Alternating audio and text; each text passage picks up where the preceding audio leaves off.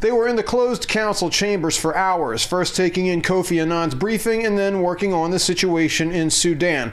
When the UN Security Council emerged, acting president for April, Susan Rice offered pure statistics from UN Peacekeeping boss Herve Ladsous.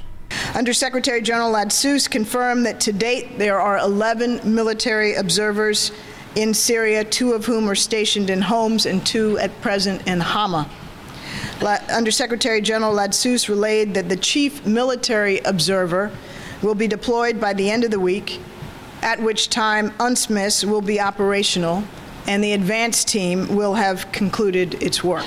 The 300 monitors to be sent to Syria were mandated by a Security Council resolution last Saturday. The ink was hardly dry when Rice threatened Syria with further measures if the Assad government doesn't comply with Annan's 6-point plan. Syrian Ambassador Bashar Ja'Afari has spoken repeatedly of states working for the failure of that plan, and on Tuesday, Rice again indicated she was ready for Syria to fail.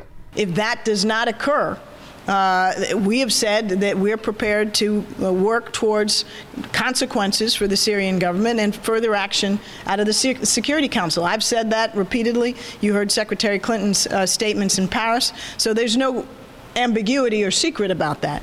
Now, Rice's pessimism notwithstanding, one expert that we spoke with says he sees the possibility of the manipulation and politicization of the monitoring system and a worsening of the situation on the ground in Syria as a result. Nizar Abboud says in the long run, the U.S. simply wants control over Syria. Nothing will make them really happy except when they get the observers they want and they get their men on the ground. Anything that doesn't augur well for the United States is not accepted here at the United Nations, and also they will try their best to sabotage it. 30 observers are slated to be in Syria by the end of April, and 100 total observers will be on the ground in Syria in 30 days.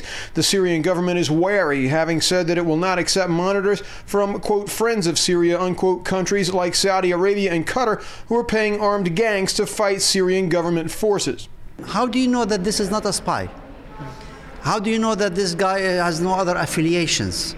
And we are not in a very clean and honest atmosphere. This is politics here.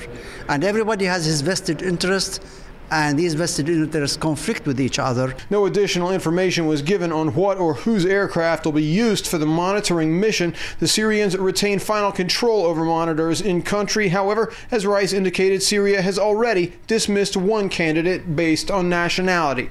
Hank Flynn, Press TV, New York.